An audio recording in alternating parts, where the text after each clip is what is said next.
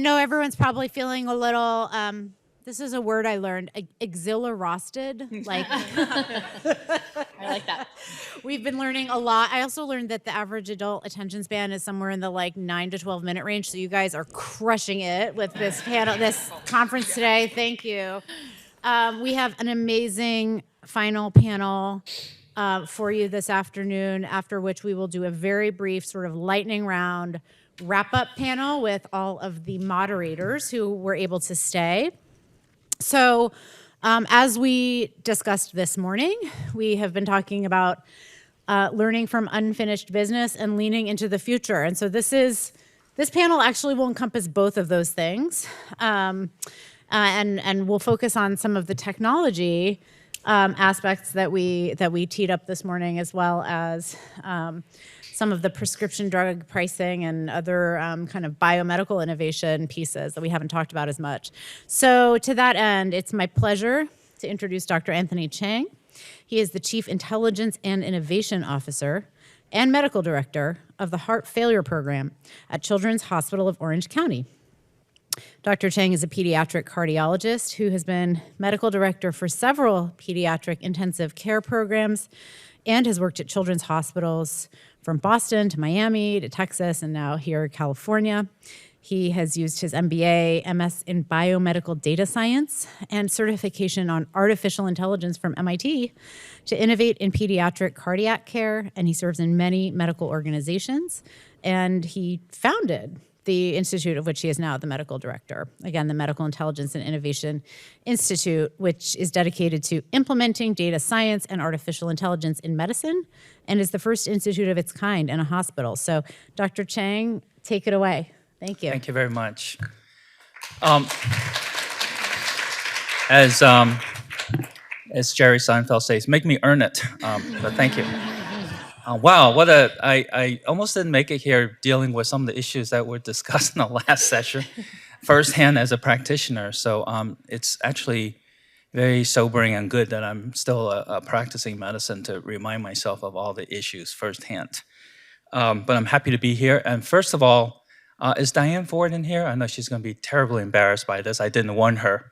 But can you stand up and can we give her a round of applause for?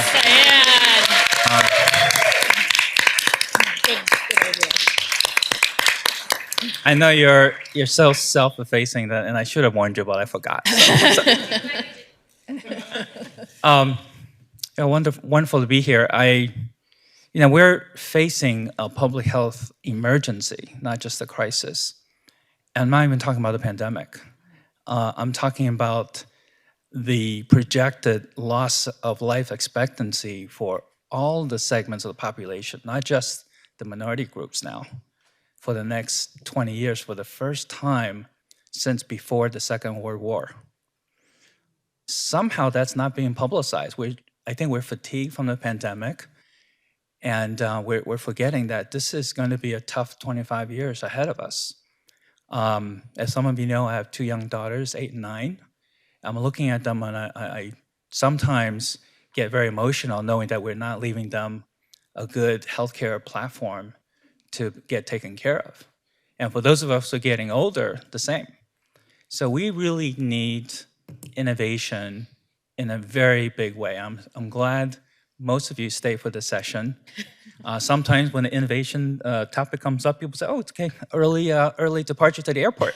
And that's I think, a really unfortunate attitude in healthcare. Healthcare really lacks innovation. And I'll talk about the other I word that it's lacking in a few minutes, but it's really a needed innovation. And as the author Arundhati Roy writes beautifully about the pandemic, it's a portal into a new world. And she even talks about healthcare. With all the issues in healthcare, let's renew ourselves with the possibility of with innovation. And that gives us the most important word that we all need right now, which is hope.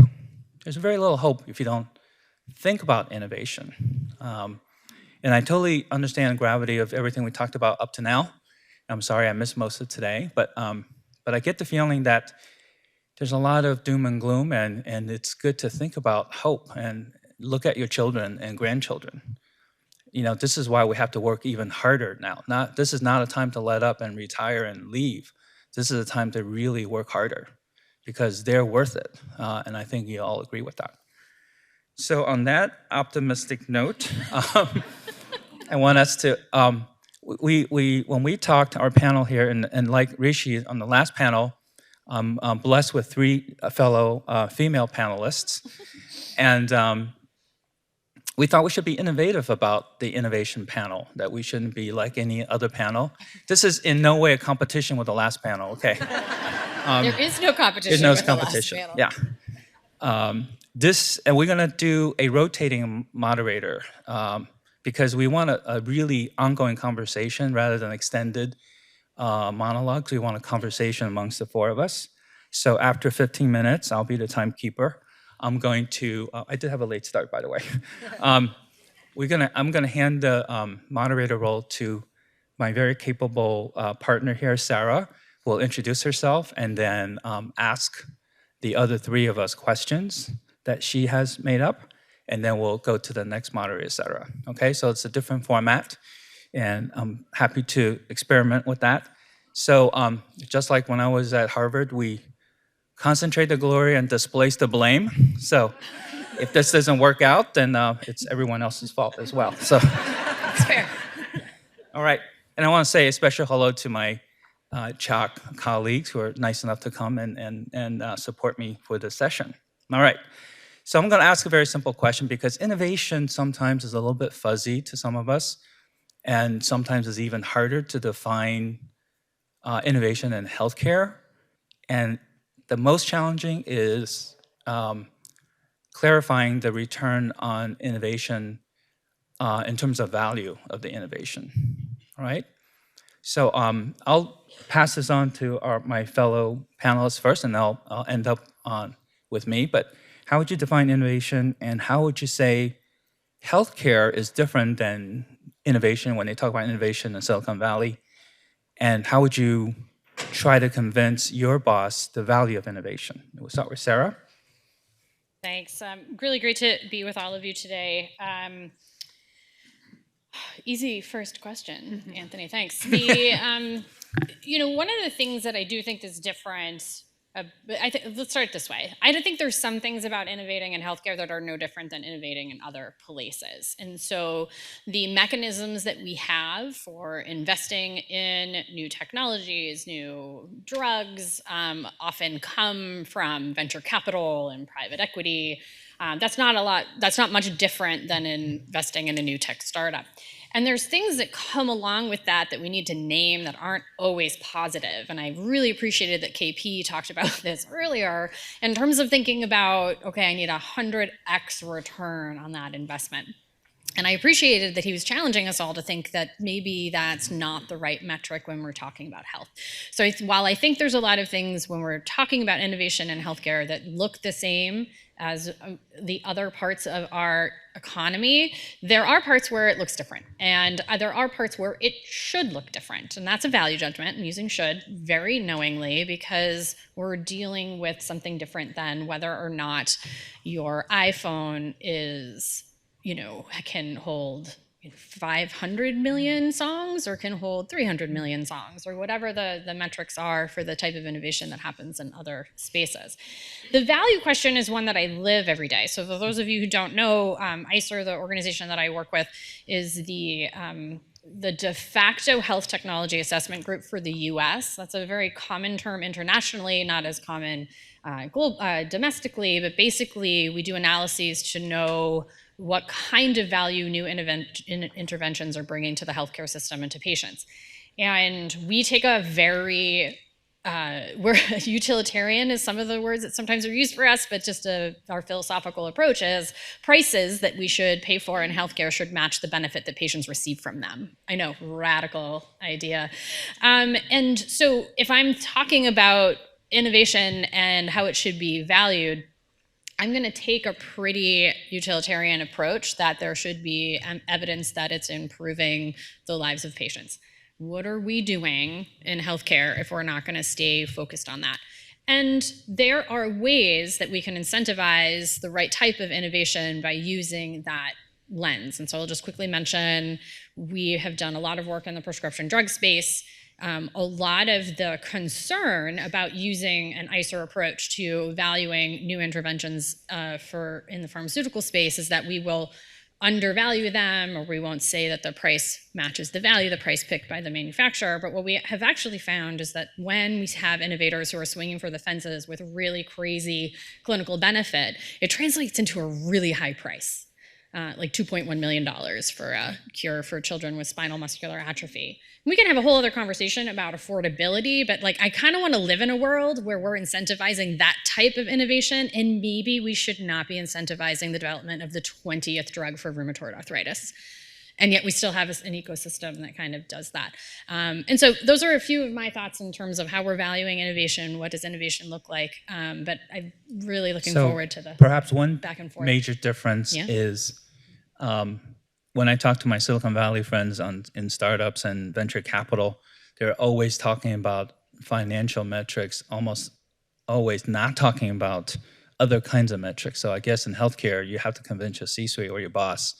There's a non-financial metric that is especially important, especially for those of us in healthcare and children's hospitals where we get even less resources than adults. So the non-financial metrics will be, I think, a very important difference, as you alluded to. So, Amy, what do you think? The same questions. Yeah, no, and to that point, I think the non-financial metrics are really hard to measure in healthcare and subjective. So I come at this from the payment side of things. So I think of as payment innovation. I spent 5+ years as the deputy director of the innovation center at CMS, and we did a lot of, innovation was in my title is what we did, but ultimately it was a lot of rearranging the existing dollars or looking at barriers that have been put up through, I don't want to say artificial, but congressional or statutory restrictions on how to pay. So we were looking for ways to get around that, to be able to innovate in ways the care could be delivered and not have the payment issues be a barrier to that. We knew that, or there was existing problems. There's existing things keeping in the way of being able to deliver the better care. So the innovation becomes, I think, from the payment side of, allowing to get to those outcomes, not just, measuring from the savings or financial perspective, because everyone thinks, you want to reduce spending in federal programs and spending in healthcare in general, but also look at ways to improve that quality. And so that was really the trying to be innovative, like looking at what those outcomes would be, what would be the endpoints, how are you going to measure this, but really through the process of changing the way payments incentives were aligned. And but it is the more than just the needing the newest widget, the newest piece of technology, because there's a lot of that, and there are incentives in a lot of places for that. But how do you actually take care of the patients? As the previous panel was talking about, how do you think about what their needs are, whether it be going upstream to try and solve the problems, or thinking outside of the walls of the clinic or the hospital, whether it be their transportation needs, housing needs, food needs. So those are the innovative things, and where you're trying to look for how to change the outcomes. I think the good news in a way is that for the non-financial metrics, there's still a lot of room for new ways of measuring that return on innovation in healthcare, particularly because there's it's a heterogeneous mix of programs and types of patients that you actually can come up with a metric that maybe someone else had not thought of before for patients with muscular dystrophy, and be able to justify your innovation. So I think that in a way is a blessing for us, that it's not as hardcore, rigid, established as in some of the financial sectors. Stephanie, what do you think? So first of all, I think I should let people know I come from the Medicaid perspective, and I work mostly in long-term care, post-acute care, home and community-based services. So I'm coming at this with that perspective of what is innovation for populations with complex care needs, and older adults and people with disabilities. So when I think about innovation, for me, I think of the motto, necessity is the mother of invention. And if anyone knows the origins of that phrase, shout it out, because I know. Does anyone know where that come from? Who said that? Or where it evolved from? Plato. Came from Plato. But anyway, innovation for me stems from understanding what people truly need, and then acting and creating to meet those needs. So From the Medicaid perspective, Medicaid has a built-in innovation system and structure called waivers. You know, I think many of you are aware of these, but ultimately states can test all sorts of programmatic design, financial approaches, all sorts of ways to test the Medicaid program through 1115. There's all different waivers, but 1115 waivers, which are big, broad waivers that they can do things that are different than, you know, normal Medicaid, federal Medicaid rules. There's home and community-based service waivers that they can provide targeted sets of community-based services and supports to older adults or people with disabilities. So there's a structure already there in Medicaid to do that. And, you know, it's not, when I think of innovation, a lot of times you think of, you know, the Silicon Valley, the term disruption, it's the big sexy term. But, you know, I really think of, you know, Medicaid has a huge built-in innovation structure through waivers, and states across the country, including California. CalAIM is enormously transformative. I worked in the Massachusetts Medicaid program. I was the deputy Medicaid director there, and now I'm at Manatt Health, where we are, full disclosure, doing work with CalAIM directly in DHCS. And you can't underestimate, looking across the country, how transformative CalAIM is and how big and broad it is, including some of the programs you know that were talked about today, including enhanced care management, the community supports, the new justice involved population, and providing access to care management to populations that are incarcerated shortly before they transition into the community. There's behavioral health transformation. So California is just one example of states across the country that are really innovating in their Medicaid programs through these waivers and testing all new policies and designs and programs. But it's not just coming from necessarily the state leaders. A lot of times it's providers and plans bringing things to the state government and testing in small pilots that then get scaled broader. And we see that, you know, in states across the country. Now, the traditional definition of innovation coming from people that have been studying this their entire career, like Clay Christensen, is, you know, change that brings about value. But sometimes people kind of put improvement under that and say, well, that's change that brings value. But I think it's the velocity of that and also the trajectory that may define innovation versus improvement. But sometimes it is a little bit blurry, the boundary, and perhaps not so important as long as you get the change done. So I'm going to hand my moderator role to Sarah. So you have it for 15 minutes. Thank you. The rest of us, any question you like? So I was going to start with a question. You guys all heard Anthony's bio, and we were starting to have a conversation before you all joined in the room about the role of artificial intelligence. So let's just name it, right? This is a big topic in healthcare innovation right now. If anyone has not used ChatGPT yet, go try it out. It's really fun. Ask it some funny things. But I had a conversation with a young patient advocate who told me that her community, these are people with autoimmune disorders in their late teens and 20s, are actually finding ChatGPT a more trustworthy place to get information about their condition, their symptoms, and their treatments than the traditional parts of the healthcare system. And so my first question is for Anthony. I'm saying this tongue completely in cheek, but Anthony, how are we preparing for our robot overlords? Where's AI taking us? First of all, I haven't been here most of the day. I apologize again, Diane, but have the words artificial intelligence even been raised or mentioned here all day? No. So this is my issue with This is your moment, Anthony. artificial Let's go. intelligence. They were mentioned once? Okay. Oh, Okay, once, okay. I was paying attention. We should be talking about it a lot more right now. The train hasn't left the station, but it's about to. You know, in the old movies, you hear that whistle right before the train leaves. We're at that point now. And I think with especially the challenges that are financial and clinical right now, I hate to think what healthcare system is going to be like 5 years from now, unless we really start learning and embracing the basic artificial intelligence tools. I'm not even talking about the really sophisticated ones.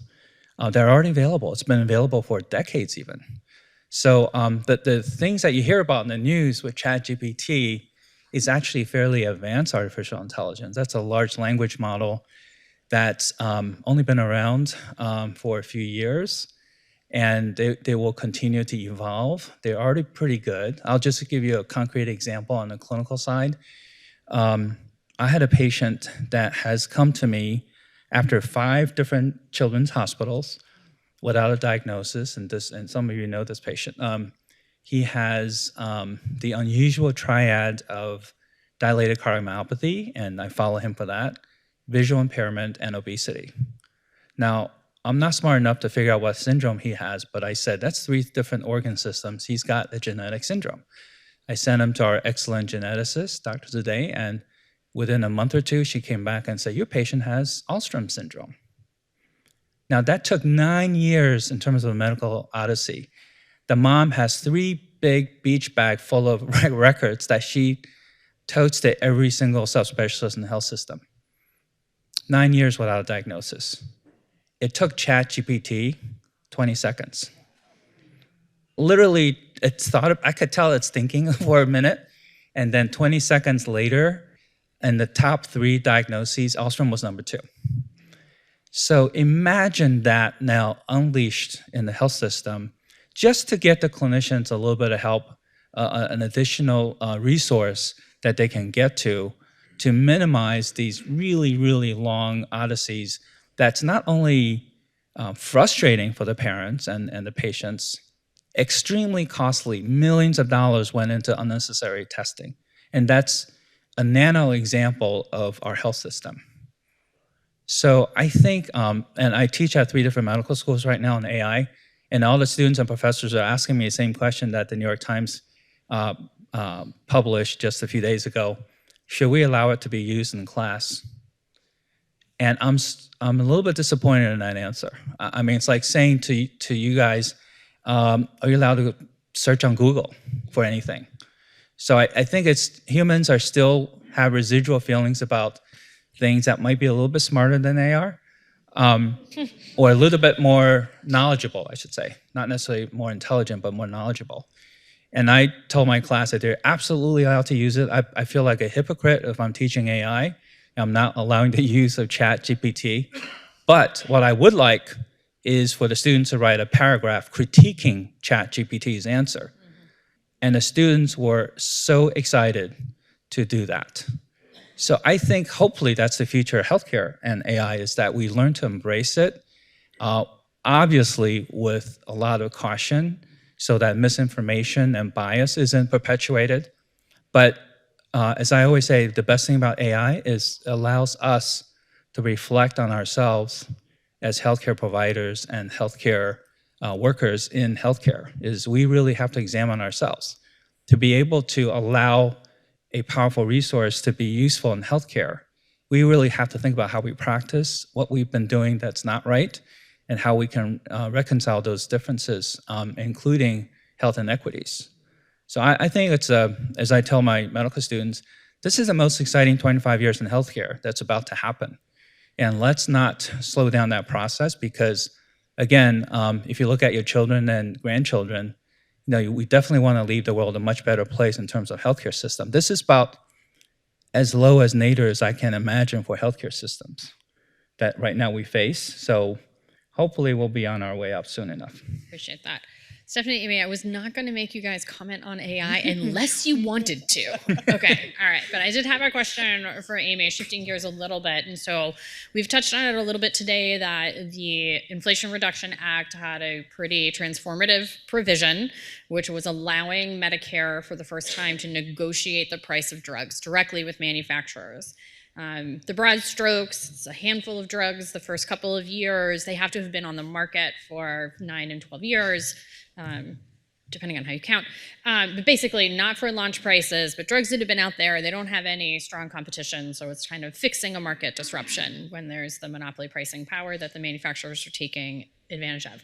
They're on an aggressive timeline to get this done. So Amy, what advice do you have for CMS to not screw up the implementation of that? Oh boy. I mean, I think, have the experts, have people who are dedicated to this. Thankfully, Congress gave them decent amount of resources to do this. And in the many other times, they don't have the resources to implement things. And I think everyone recognizes that this is like priority number one, not just for CMS, the whole administration, that they need to do this right. They're taking lessons from previous large pieces of implementation, Affordable Care Act, others, and but I think there is focus on it, give it the resources it needs, listen carefully to everyone who's involved in this.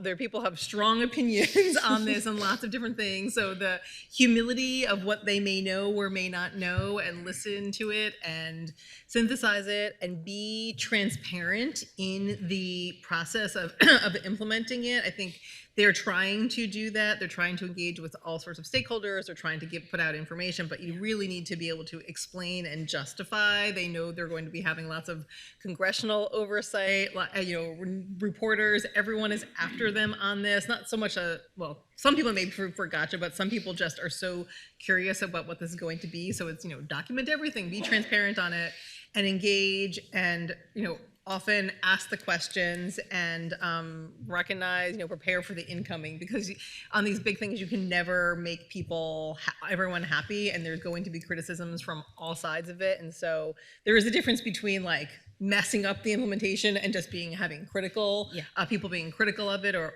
questioning some of it. So I think if they're, take their time within the timelines they have, are thoughtful, are transparent, that they can, hopefully be able to do that successfully. And, what happens outside, the policy process is Congress wants to change the law. That's different. But I think it's also really an exciting time for them to think about how to use this. And I think they're also, recognize that there's a lot of power in this, and, wanting to use it appropriately. I appreciate that. One of the things that, a lot of times when ICER does a review, comes up with a particular judgment of clinical evidence or the comparative value, there's people who don't like the answer. And we often remind ourselves, the goal is not to have everyone like your answer, but the goal is to have everybody who was involved feel like they had a chance to be heard. And if you're transparent and very clear about what you're doing and the information that you use to make the decision, that takes away a little bit of that. So that was really good. Maybe GPT should be part of the committee. Let's ask them. It's a fair price. No, I think I'm saying that half kiddingly, but if some artificial intelligence tool has all the information, perhaps there'll be a little less emotional content in the discussions, because the humans will have to behave a little bit better. And hopefully, it's not the AI making a decision for you, it's AI augmenting the capability of making a smarter decision. I think that's going to be something we'll be taking for granted by the end of the decade. So I got one more question before I hand over moderating to Amy. But Stephanie,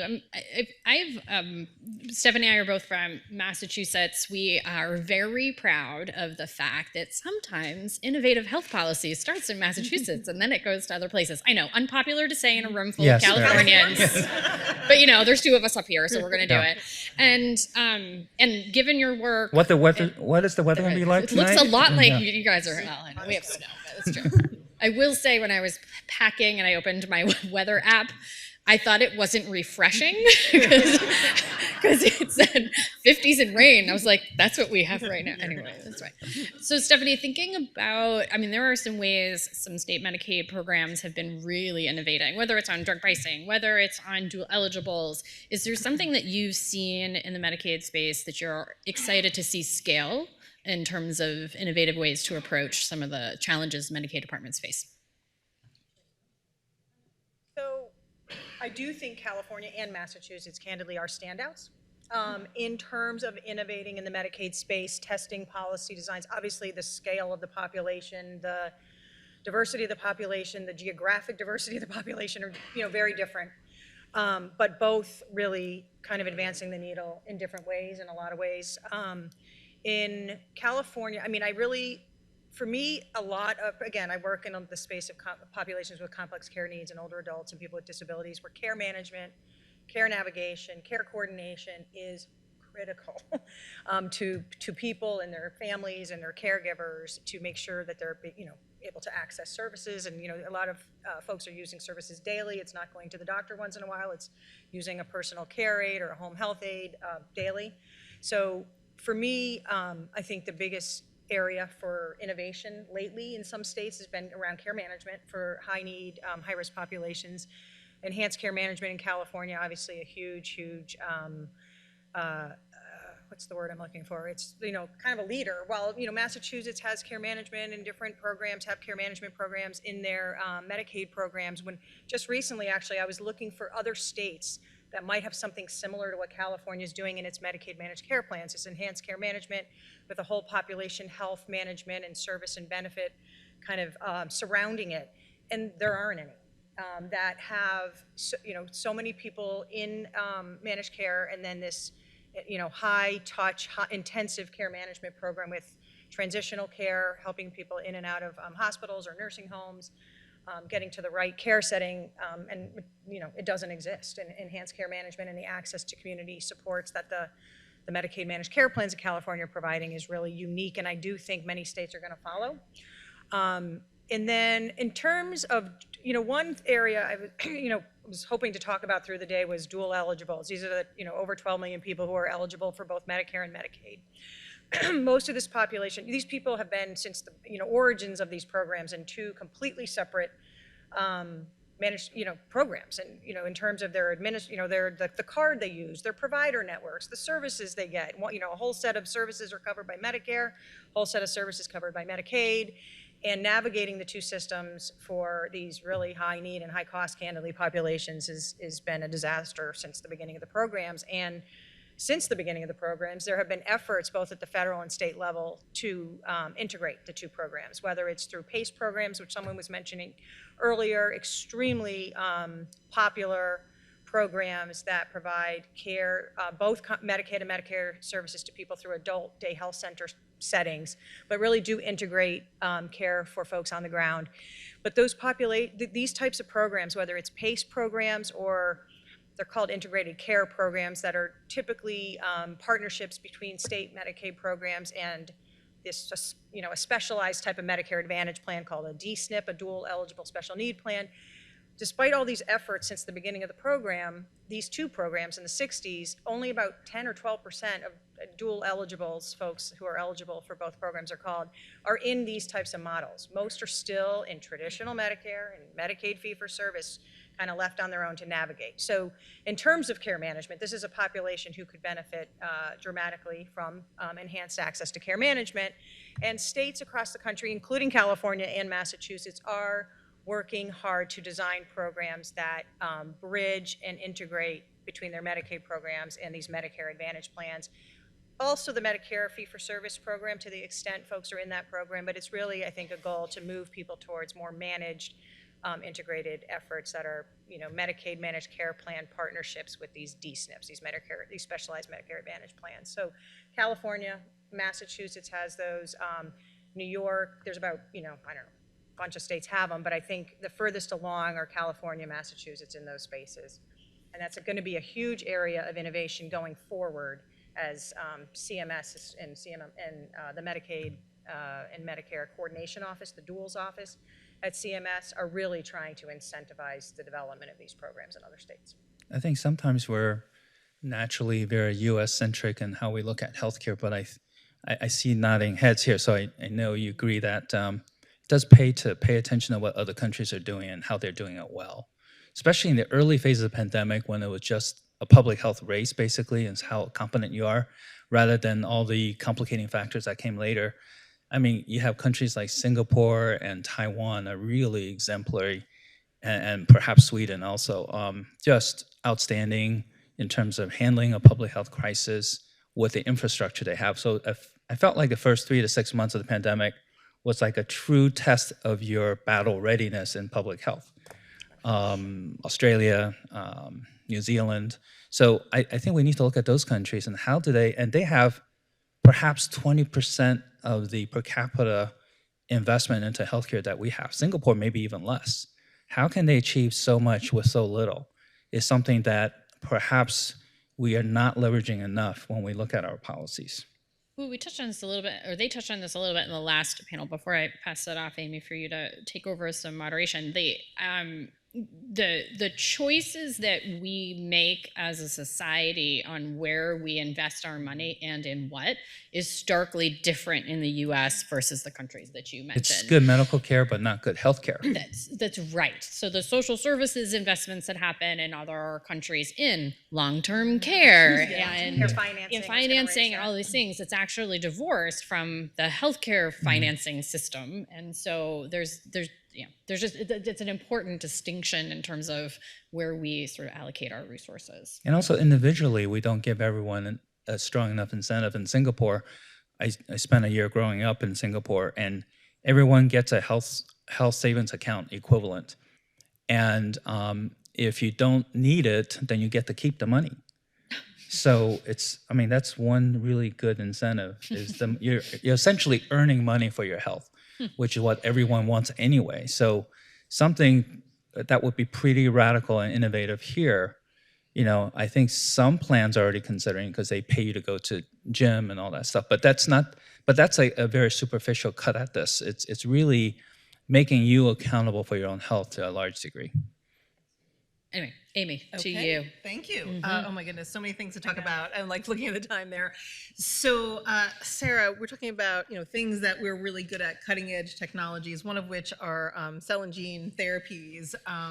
CMS recently has said they may be doing a model in that space, trying to help out the state programs on how to do this, because there are a lot of barriers to it. So we've been hearing about it for a number of years. It may not be getting the level of attention as AI, but for those in the rare disease community or others really looking for this as a potential, game changer, completely innovative technology.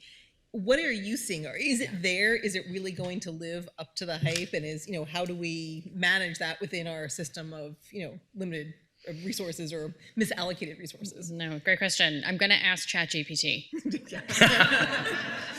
I have it right on my phone, actually. Okay. So this is, I've been going to meetings for a couple of years now, touting the pipeline of cell and gene therapies and the amazing innovation and the science finally translating into incredible improvements in health for a couple of years. And those meetings are also about the utter and sheer panic about how we're going to pay for it. And luckily, there have been some really smart people working on this issue. New Digs is an organization at Tufts that's been thinking about precision financing and innovative financing. I was really pumped to see the CMMI proposal where they'll do a demonstration to experiment with trying to coordinate the payment and access of these therapies for the Medicaid population. But here are for those of you who aren't following this closely, let me just lay out the issues as quickly as I can. When you are thinking about, so our healthcare system on the pharmaceutical side has incentivized the development of drugs that you take for the rest of your life. That has been the model, right? So these are drugs that you take for chronic conditions. You're going to take Humira for your RA until it stops working, or maybe you're lucky and you just take it for the rest of your life. And so the pricing model that's associated with that, while bananas in some cases, has been built on, this is something I'm going to get revenue on for as long as the patient takes it. When you're talking about cell and gene therapies, most of these are single or at least short-term therapies. And so there's a math here that says, well, the value of that and the innovation that that's bringing should all be captured in that initial price. And that price is going to be much higher than the price of something like a drug for rheumatoid arthritis that you take for the rest of your life. There's a million caveats with this very easy summary, but you'll all allow me. What we're dealing with now is the affordability question. When we have 4 or 5 gene therapies that are all currently priced in the millions, with the exception of 1 or 2 or less than that, 1 is less than that, you're talking about, okay, I can kind of handle that as a payer. But when we have the whole pipeline come in, then we have utter and sheer panic, because there may be unbelievable return on investment. It might be fairly priced from a long-term value perspective at $2.1 million, but if I have 15 patients eligible, I have literally just tripled my drug spend budget. So here are some of the things that people are thinking about in terms of solutions. One is to anchor it on the price, the fair price. That's your first thing. So what is the price that demonstrates the benefit that this brings? Not every gene therapy is going to be curative. Some gene therapies you might have to go back on regular treatment afterwards if that gene therapy fails you. So there's a lot of things that you can build into the model to know what that fair price should be up front. The other thing is paying for it over time. And that, and some people are putting forth models that look like amortization of a mortgage. This is not my favorite. I do not think that's the healthiest way to do it. We had a conversation this morning about the debt ceiling. So let's talk about that when we're talking about financing therapies over a number of years. The one that I think that has the most promise is the outcomes-based contract approach. And I think this has the most muscle when it is a lot of payers who get together. So that's why I'm really excited for the CMMI model that will look at how we can have the CMS really do this for any states that want to participate. But there's also other models in the private market, and BARC is a model that ESI Cigna has put forth where I can pay a per member per month fee as a purchaser, as an employer, and then if anyone in my employee scope needs a gene therapy, it's paid for. I'm just paying this sort of budgeted amount. On the outcomes-based contract side, I'm encouraged by the number of manufacturers that are offering these, and they come in different flavors, but one is Zynteglo for beta thalassemia.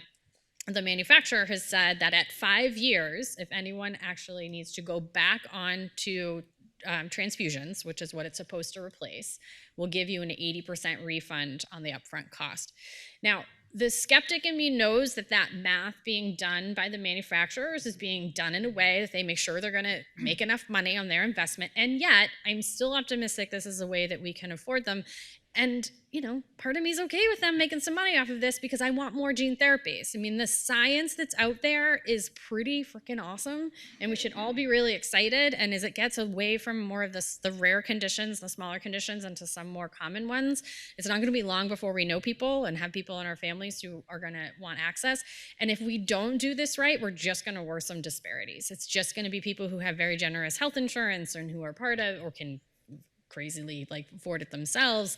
And so it has to, I'm really encouraged by the CMS demo because I think bundling it and having one big purchasing pool for this can be a win. Yeah, that's it's really exciting, amazing, and sort of gets to some of the barriers that are in place that our health systems never anticipated any of these things we're talking about today, and it just is not has not kept up with it. And so, Stephanie, to that point, the public health emergency was a natural experiment here. We just threw open the doors to it. It's going to end in, 75 days or so, a few days less than that. So what do you see as some of the key lessons learned, and where should we be thinking about wanting to continue things or, to advocate for opportunities to continue what we've learned? And, are there other cautions you would take away from it? It's a good question because it really was a natural experiment of testing hundreds and hundreds and hundreds of Medicare and Medicaid policies in provider settings with health plans for beneficiaries and members. So I think all of you know, within, literally a month of the pandemic starting, the federal government granted Medicare waivers, states applied for Medicaid waivers, and literally hundreds. And all of them were really designed to ensure financial sustainability for providers who might be impacted adversely. You don't have to shut down or close. There were shutdowns early on, obviously.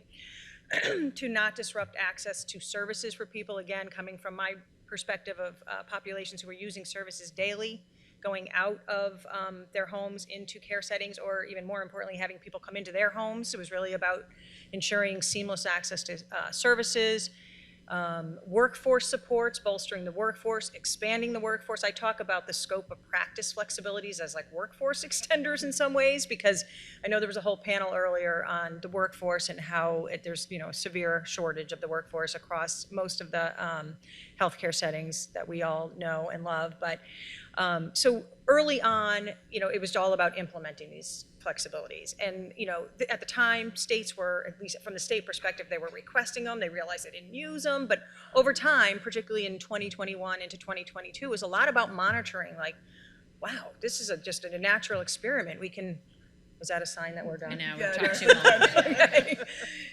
long. Okay, we'll be done. When the women on the panel talk more than 90% of the time, the light comes. No, just kidding. We'll talk. Hey, it's okay.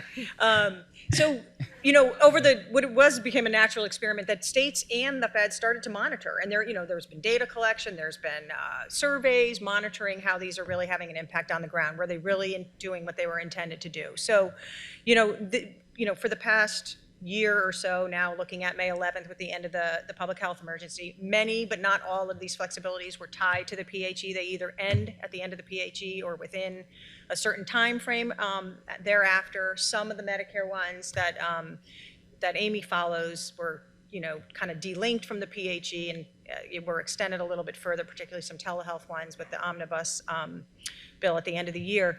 And so really, right now, everyone's in a reflection time. What do we want to, these were like an opportunity to test policies that we've never been able to test before. What do we want to keep? What is just better policy because it is, person-centered, it's providing equitable care, it's getting access to services for folks in a meaningful way that is meaningful to them, and it's also, helping to bolster the workforce. So, some of the ones Amy and I have been tracking with funding with the Alliance, with Sarah and the Alliance, and with funding from the SCAN Foundation. We've been tracking this since the beginning of the pandemic.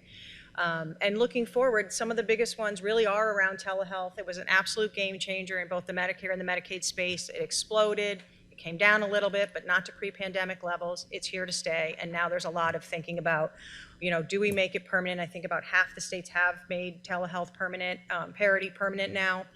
And there's a lot of, still thinking, there's still barriers around operationalization, making sure there's equitable access to telehealth and telehealth equipment, the ability to use telehealth, but also, what's the appropriate balance between remote care delivery and telehealth and in-person care, particularly for, certain high-need populations who may need to see somebody in person for an assessment or, a specialized set of services. So that is where a lot of the thinking, I think, is right now. Telehealth, what's the future of telehealth? How do we get it right? How do we measure impacts? That's one big area. And the second area I would say is anything that's about workforce extension, whether it's paid family caregiving, which was very adopted in states across the country. And what does that look like? What does paid family caregiving look like? What does workforce supports look like? Those are the some of the bigger areas, I would say. I think both of those really need to be coupled with an innovation in healthcare that is just starting to emerge, which is wearable technology and sensors, especially with the aging of the baby boomers. I think if we just focus on telemedicine, I feel like it's just reactive to the pandemic, and then it's going to be left not as effective, for the rest of the time. So I think we need to think not just telehealth, but how do we combine telehealth with other aspects of innovation that's already here? It's just underleveraged. Not the That's- means to the That's right. entirely. Yeah. So is it my turn? Yeah, Because it's it your actually turn. flows exactly from what you were saying. I wanted to talk a little bit about the hospital at home, care at home, there's SNF at home. There's a lot. Obviously, there's patient and family preference for care at home by far.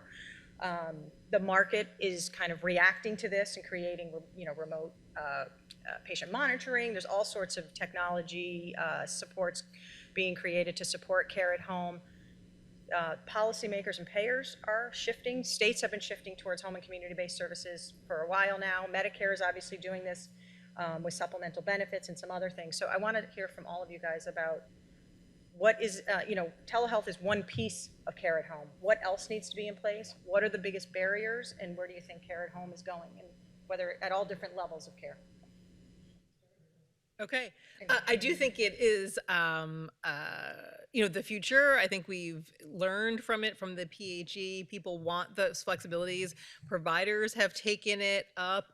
There's been a lot of businesses. We talked before about venture capital, private equity, other investments in this space, which is good because it is innovative, but we need to also take a pause and not just use it for the sake of using it, but, thinking about what are the patient preferences? When you're looking at, patient-centered care, what do they want? And if they want to be at home, that's great. Let's figure out ways to be able to use this as a way to have them get the care, not to be in an institution, in a facility setting, have better, measuring the outcomes. And so it's, there is this incentive, we know a lot on it, but there's also the potential downside of, there's Medicare is concerned about program integrity issues, quality. We talked earlier about, what are the outcomes? What are the right outcomes from the home?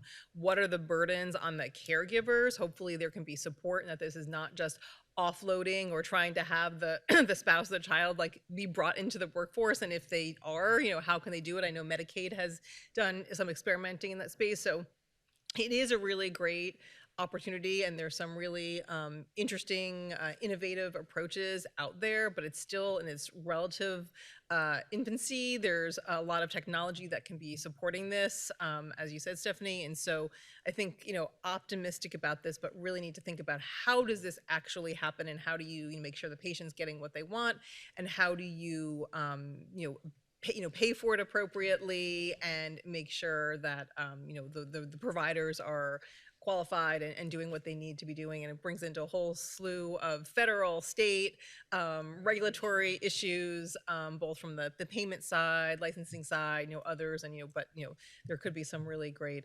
opportunities to do that, to deliver the care in outside of the traditional settings. I think along with the wearable devices and sensors, we're going to see a Cambrian explosion of smart devices. So I'm already advising the device companies for wearable technology and sensors. If they're not thinking of embedding that device with some sort of even primitive analytics or AI, they're going to be outdated by the time it comes out. So, and MIT researchers and engineers have already embedded a sophisticated AI neural net into a device, into a microprocessor, which is easier than a medical device. So the future is already here, as Bill Gibson says. So the issue is, how do we have an ecosystem of these devices with telehealth to basically display some of the care away from centralized hospitals, which is what patients want anyway. They'd rather be home on day 5 than day 14. And by the way, during that 9 days of being in the hospital, they have a much higher chance of getting acquired infection, which complicates things also. So we need to figure out how to triage patients that are perfect candidates for leaving. And I think towards the middle part of the pandemic, some centers are trying to do that, figure out which patients to discharge, with the lowest risk tolerated. So we're already starting to see that, but it's really going to come down to the sophistication of the wearable devices, sensors, and the analytics embedded within those devices. But I see a very bright future in that area. I think the incentives are going to be there. The investment, venture capital money certainly is there right now. So for those of you who are interested, talk to your startups or have a startup in that space right now is really, really a good time to get in. I'm cautiously optimistic. I think that there are innovations that are coming in the digital health space, or just shifts in how we think about care delivery that can be more patient-centered, because most of us agree that's where we want to be getting some care. Like you said, get out of the hospital sooner. I think we should all name the fact that there's a lot of momentum and a lot of money in the status quo, and that there will be forces that will not be so excited to have a lot of care shift from hospitals and other settings into the home. And so as much as we can all, it's just, again, some of the conversations we were having earlier today about asking the patients themselves what they want, like telling the story about why this is important, and then the business case for why this makes sense from a community perspective and from a health system perspective, will be able to blunt some of the resistance we may feel, because this is a shift from the status quo and from some of the payment lines that exist. So do we have time for another question, or do we want to do questions from the audience? You're the moderator. Oh, I'm get the to- moderator. yeah, you're different. Okay. Now We're you going get to to take decide. questions from the audience. All right. Here and then we'll go. Hi, I'm Sharif. I'm going to wear my nanotechnology hat for a second. How many hats do you have? It's lots. They're all over. I love it. So I didn't hear anything about nanotechnology. I'd love to hear about that. And I'd love to hear about maybe robotics. I think those are two other big areas, in addition to AI and gene therapies, personalized medicine, that I think are right around the corner. And I don't know if the panel can comment. I definitely cannot. So I don't know if anyone else is. Okay, great. All right, we're all looking at you, Anthony. Well, he asks me this question every day at work. But we don't all get to hear the answer. Yeah, but I everyone think just like AI, nanotechnology will be one of the next waves coming in this decade. Things will initially be relatively expensive because of the resources you need to invest in it, but after the first initial period, things will get cheaper very fast to the point of defying Moore's law, which had been around for decades. AI now is being developed faster and better, cheaper than ever before. That's the one trend that everyone could agree on in the AI space. And I think the same thing is going to happen in nanomedicine. Now, we talked about gene therapy, but we didn't talk about drug discovery, which is where Big Pharma is putting in a lot of money right now. And the drug discovery comes from the notion that in the future it'd be very fast and very cheap to develop a new drug in a paradigm that we haven't seen before. We're used to months, years long of drug trials. I was part of some of those in pediatric cardiology, and it's going to be now days and weeks now. We're going to head towards that in the future, which is a future kind of we're not used to seeing. Perhaps we don't even trust that. If you look at the reaction to the vaccine development, we were very lucky to get mRNA vaccine within a year. And a lot of that was due to the good work on combining molecular research with methods of machine and deep learning. So it's a shift that we're going to have to take into investing in something that's going to take a lot of resources, but after that startup period, things will become relatively cheap. So we just have to convince the investors as well as the public that new technologies like nanotechnology, which has great promise. I just had 2 close friends diagnosed with cancer in the last month. And gosh, in 2023, are we still doing systemic chemotherapy? I mean, the technology is already being developed for non-systemic chemotherapy, targeted therapy. So I think we just have to make sure that investor money is spent in the right place, which is a separate topic, that there's a lot of not so smart money being invested into companies that really don't have much substance. So we need to get smarter about investment, which is part of innovation, and also expect an expensive startup period followed by, I think, the dividends that's going to come. Yes. Great to have lots of questions. Hello, Nicholas from the Samuel Integrative Health Institute, and also an MBA candidate here. But want to see, on the discussion of AI, how do you kind of see this as a potential solution for staffing and the issues that we're seeing there? And also on the contrasting side, and the robot overlords topic, do you see like this as a negative, type of impact? Will it potentially be a scenario where it eliminates future, opportunities? Yeah, I think it's a little bit difficult to predict right now, depending on what situation you're talking about. I'm very excited that our hospital, I know we have some senior leaders here, are going to get us into the operations side of the hospital, which is, I think, exactly where we need to put AI in a big way, because there could be cost savings, perhaps even revenue generation. It just, for some reason, healthcare is among the last sectors in society to go into this area. Perhaps not widespread education and enlightenment in what it can do. I think the only sector that perhaps is behind healthcare adopting appropriately AI tools is probably education. So we're second to last, which means we're not dead last, but we could definitely use more resources. And I think it's going to be a really fast adoption. Just to give you an example, when we raise ethics questions and regulation questions on ethics, I'm always asking the counter question, which is it ethical not to adopt AI that is proven to be as good, if not better, than human clinicians or workers? If you look at the lives lost during the pandemic, if we had better IT and data infrastructure, we had some basic data science tools, we probably could have done much better. We don't ever talk about the ethics of not doing something in the AI realm, because as we're humans, we're thinking they're overlords. In fact, they could be our allies too. So I think an example would be, I'm not going to name the company, but they specialize in MRI interpretation for stroke. And there was resistance for most of the decade until I think there's a threat of hospitals not utilizing it, getting into trouble for not appropriately and timely diagnosing a stroke. That when medical legal cases start to being discussed, hospitals scramble to adopt. Plus, I think it also speeds up the time of diagnosis, which is important in stroke, just like MIs are. So I think the combination of the carrot and the stick led to adoption, and now over 50% of the hospitals. And I think that's just a small example how I think some of the AI will be adopted. It's probably not the carrot, not the stick, but probably a combination of both. And perhaps that's how best humans respond to a new technology.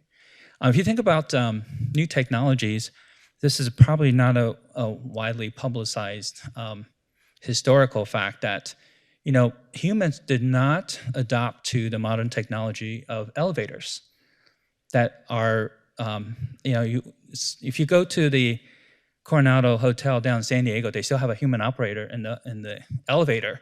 It's more for like a kind of a gimmick rather than the necessity of having a human operator there. But that's how that's how elevators used to be run. There used to be a human operator with a seat and everything.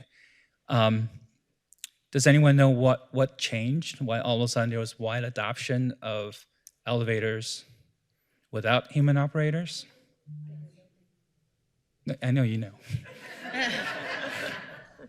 See, ChatGPT would never do that. Okay. The human elevator operators went on strike. And people literally got tired of walking up 10 stories of stairs. And eventually a few humans got into the elevator without the human operator, probably passed it on to their coworkers. And within a year, and it was a bad idea for the human operators to go on strike because they ended up not having jobs anymore. But it was a forced adoption from an external threat or an inconvenience that was so big that people decided to adopt the technology. I think we're going to see that in healthcare to some extent. That the burden of healthcare administration is so big, and all the issues that you've mentioned, a lot of those issues can be automated. It's automated in a lot of different sectors. On Wall Street, 2 years ago, the lines crossed. There are now more trades done by machine learning than human investors and capital firms. So I think the lines are going to cross in healthcare within this decade. It's just the burden is too big for humans to go at it alone.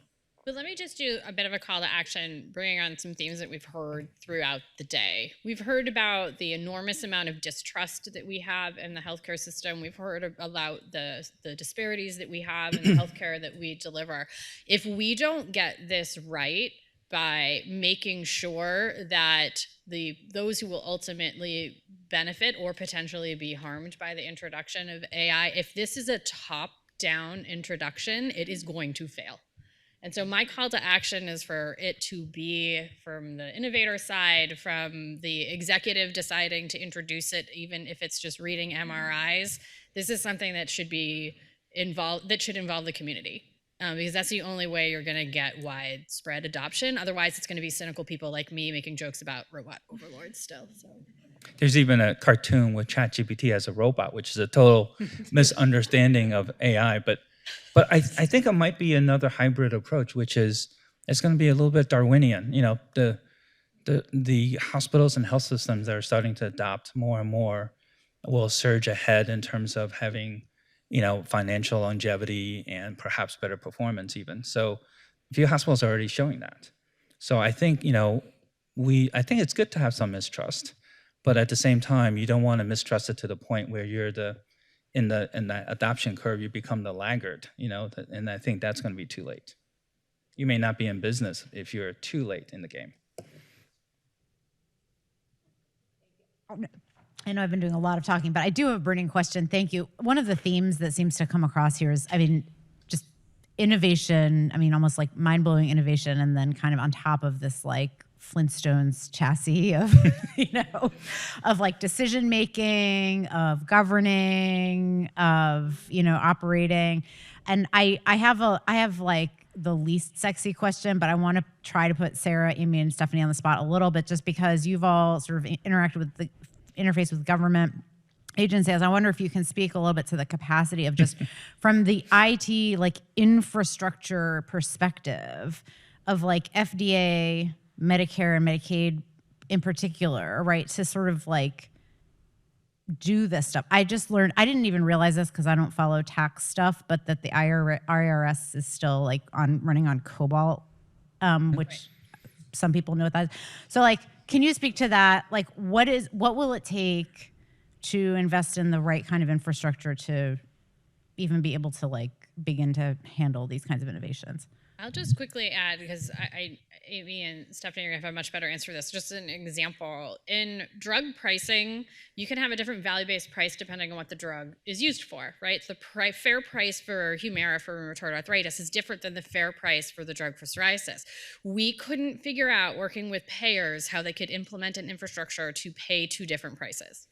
So just as we're level setting about where we are with our IT infrastructure to do this, they literally couldn't deploy a way to pay two different prices for the same drug. Okay, go. Sorry, I'm way cynical today, I apologize. No, because that's like exactly where the Medicare payment systems are, which I also believe are still on COBOL as well, and they just can't even find people to work on those to update the systems. And part of it is these administered pricing systems that have been like, you pay, this is how you pay for nursing homes, this is how you pay for hospitals, this is how, like they're sort of like in parallel processes, they don't come together. And what you need to do is sort of like take pause and have a forward thinking and not think for like where we are in 2023, but plan for like where we can be in 2030. And maybe all people in this room here would have lots to contribute to that, and build to that is going to take a lot of money and time. But the problem is there's often not the resources, or they're like dealing with the most immediate issue that's in front of them. Then you throw in a public health emergency and then they just like throw open all the doors to everything. And now they're going to have, I'm concerned about what happens after the PHE, just come May, when the systems are going to have to go back into place and process claims in ways that they're different. And so like, there's a lot of administrative issues just in dealing with that. And so there needs to be something to be more nimble, and like the AI maybe can solve this. Or just like, outsiders, right, outside of healthcare. I always say, I had a Silicon Valley friend that came to visit me in clinic, and I had a referral from another cardiologist in a Federal Express package with a DVD in it, and he goes, "Is that a DVD you're using, putting into the CD player?" And I said, he's in digital technology, and he said he hadn't seen a CD in like 5 years. So it dawned on me that, we're mired in healthcare. We need some serious help from outside to look at us and say, this is outdated for 10 years, 20 years. We need that kind of wake-up call. We don't have a wake-up call amongst ourselves. We need a wake-up call from the outside, I think. Right. And to the question earlier, I think CMS may get the policy right on the drug price negotiation, but it's also possible in the payment methodology, actually how you cut the check, Yeah. that could be a place where it falls apart, and they can't overlook that either, because, healthcare.gov, they know systems-wide can really mess things up. Yeah, I think I would just say in some ways I find Medicare more ahead of Medicaid, and in other ways Medicaid's more ahead than Medicare. And earlier I said care management is like the foundations for everything for me, but historically I've always been like HIT. HIT is the backbone of all this, and if you don't have the an IT strategy and health information technology, electronic health records that can actually talk to each other and share information, you can't do a lot of this stuff. And so for me, Medicare in this space I think is a little bit of a monolith, where states are innovating a lot in this space. So, there's, from the Medicaid perspective, it's really about state leadership, where they want to put their focus and investments. In some states, like California, does have a data strategy they're moving forward with, but it does require, focus, kind of bold leadership in the space, and money put towards it. I do think I'm a huge fan of public health, and I have family members in public health. Like the CDC that Sharif was talking about earlier, I'm astounded at the lack of progressive technology in those institutions that are representing the US, which is the most entrepreneurial and the most advanced technologically. It's like a really amazing disconnect. And I wonder if we should just keep an open mind about inviting other industries to look at our industry as a whole or as a single institution and say, what would you do if this is the budget? What changes would you make first, second, third, fourth, and fifth, and get us into the 21st century? I think we're long overdue for that kind of attitude, that we can't solve it in healthcare. We don't have the expertise. We really need expertise from the outside for innovation in healthcare. And it might be actually very straightforward and very easy. We just haven't been exposed.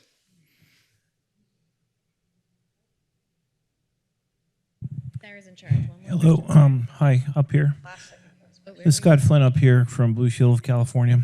Hi. got you. Go. Yeah, a question for Sarah. Talking about value-based pricing, I use this example. I go to a hardware store and I buy a screw and I put it in the wall and I hang a picture. And I pay a price for it. And then I buy a screw and I use that same screw to put a hinge in for a door, and it's much more valuable to be a hinge for a door. Why would I pay more for that screw? Yeah, so it's a philosophical choice, and it has to do with the way that we think we incentivize innovation, and that's to align the price to the clinical benefit that the patient receives.